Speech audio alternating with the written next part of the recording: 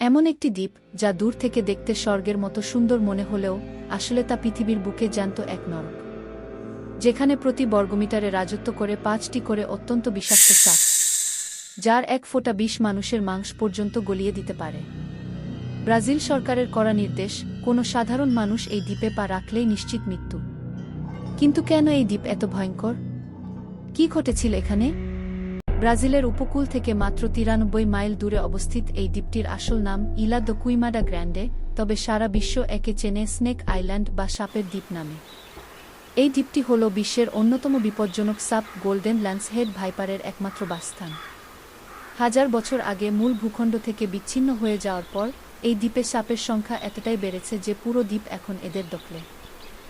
একসময় এই দ্বীপে জাহাজ চলাচলের সুবিধার জন্য একটি লাইট হাউস ছিল, যেখানে এক ব্যক্তি তার স্ত্রী ও সন্তানদের নিয়ে থাকতেন।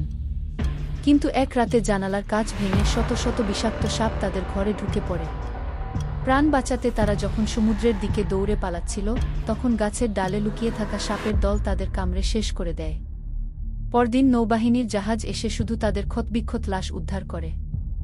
এরপর থেকে লাইট হাউসটি স্বয়ংক্রিয় করে দেওয়া হয় এবং দ্বীপে মানুষের প্রবেশ চিরতরে নিষিদ্ধ করা হয়। বিজ্ঞানীদের মতে এই দ্বীপে সাপের কোনো প্রাকৃতিক শত্রু বা শিকারী প্রাণী নেই, তাই এদের সংখ্যা লাফিয়ে লাফিয়ে বেড়েছে। এখানকার সাপদের প্রধান খাবার হল পরিযায়ী পাখি, যারা দূর দেশ থেকে এসে ক্লান্ত হয়ে এই দ্বীপে বসে। আর পাখিরা যেন উড়ে পালিয়ে যেতে না পারে, সেজন্যই বিবর্তনের মাধ্যমে এই সাপের বিষ এতটাই তীব্র ও মারাত্মক হয়ে উঠেছে যে কামড় দেওয়া মাত্রই পাখি সাথে সাথে মারা যায়।